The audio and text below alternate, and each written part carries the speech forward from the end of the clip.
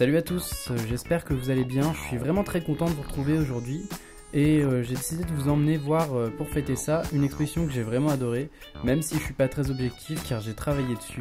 Il s'agit de l'exposition Tenue correcte exigée qui est aux Arts décoratifs de Paris. L'exposition propose en fait de découvrir plus de 300 pièces qui racontent du XIVe siècle à nos jours les grands scandales de la mode et de comprendre ce qui a choqué la société. L'exposition se décompose en fait en 3 parties qui permettent d'appréhender cela.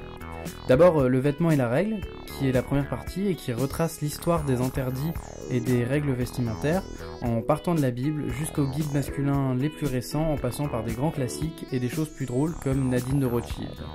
On comprend ainsi que les règles vestimentaires façonnent la société et le rapport entre les individus, mais aussi que les interdits jouent un rôle bien plus important que uniquement esthétique ou par rapport aux mœurs. Ils ont également un rôle économique et politique, que ce soit les interdictions de dentelles vénitiennes ou alors beaucoup plus récemment les scandales provoqués par les tenues de Jack Lang ou encore de Cécile Duflot à l'Assemblée nationale. On trouve aussi une vitrine qui est consacrée au passage du vêtement d'intérieur vers l'extérieur, avec vraiment des pièces magnifiques comme le corset obus créé par Jean-Paul Gaultier et porté par Madonna. Il y a une autre vitrine consacrée à l'étiquette qui nous permet de comprendre l'importance des règles à la cour ou encore les différentes tenues que doit porter une femme au XIXe siècle en fonction de la journée, ainsi que les différentes tenues que la société impose de porter tout au long de sa vie.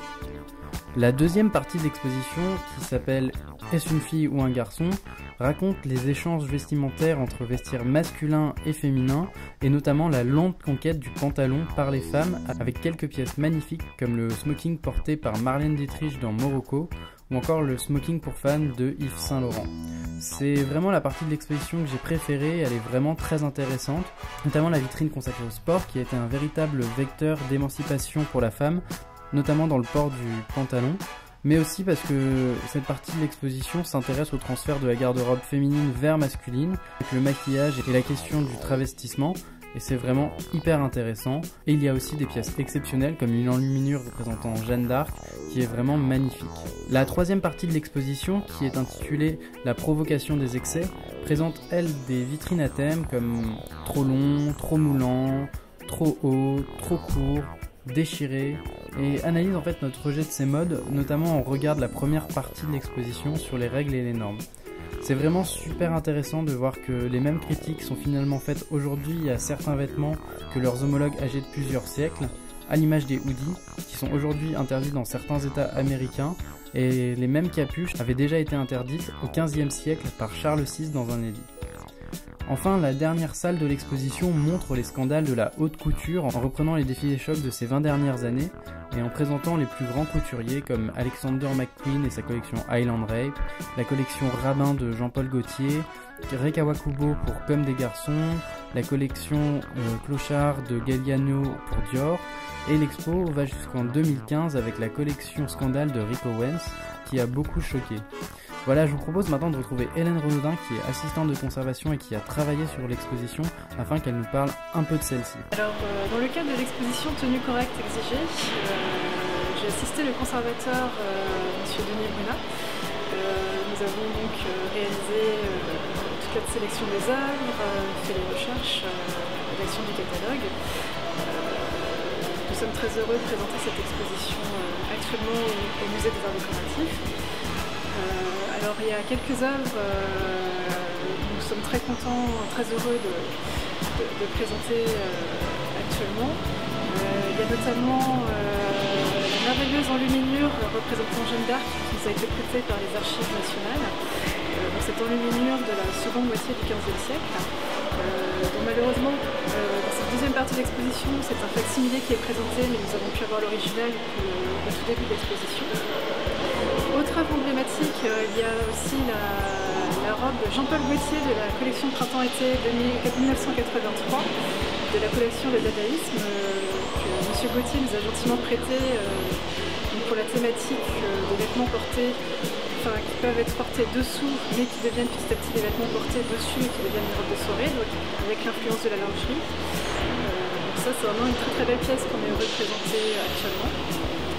Il y a aussi le smoking de Marlène Dietrich qui a été porté dans le film Morocco en 1930. Donc ce smoking, c'est avant-gardiste pour l'époque, qui a été vraiment taillée pour elle. C'est l'une des pièces emblématiques prêtées par la Deutsche Kinemathek de Berlin. Alors c'est une exposition assez novatrice puisque le sujet n'avait pas vraiment été exploité jusque-là.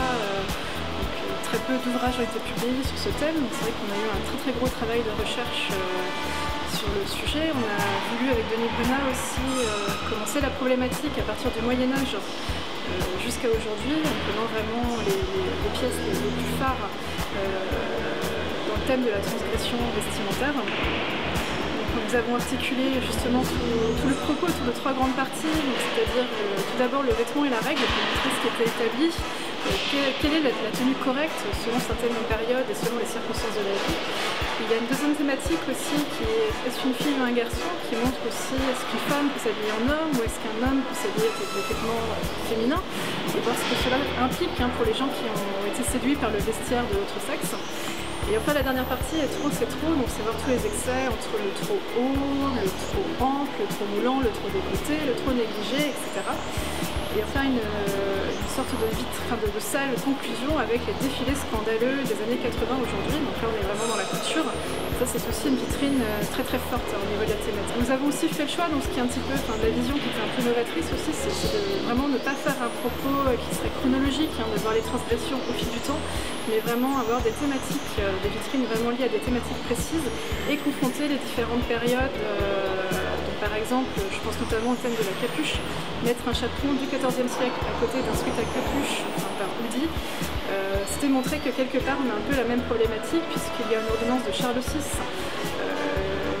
qui essaye d'interdire le port de la capuche, du chaperon au XIVe siècle, et on retrouve un peu ce type de loi qui est aussi émise dans certains États aux États-Unis pour limiter le port de la capuche s'il ne pleut pas, s'il n'y a pas de vent. Donc c'est assez intéressant de voir justement que certaines thématiques perdurent dans le temps. En un mot, l'exposition est vraiment super intéressante et change le regard qu'on peut porter sur le vêtement. Je vous la conseille donc vivement et ne tardez pas à y aller car elle ferme ses portes le 23 avril, donc profitez-en pendant qu'elle est encore là. Je remercie le Musée des Arts Décoratifs de m'avoir accueilli pour le tournage, ainsi que Denis Brunat et Hélène Renaudin, et je vous remercie aussi d'être toujours présents, ça me fait super plaisir, je vous donne bientôt des nouvelles et on se retrouve pour des nouvelles vidéos. Allez, salut!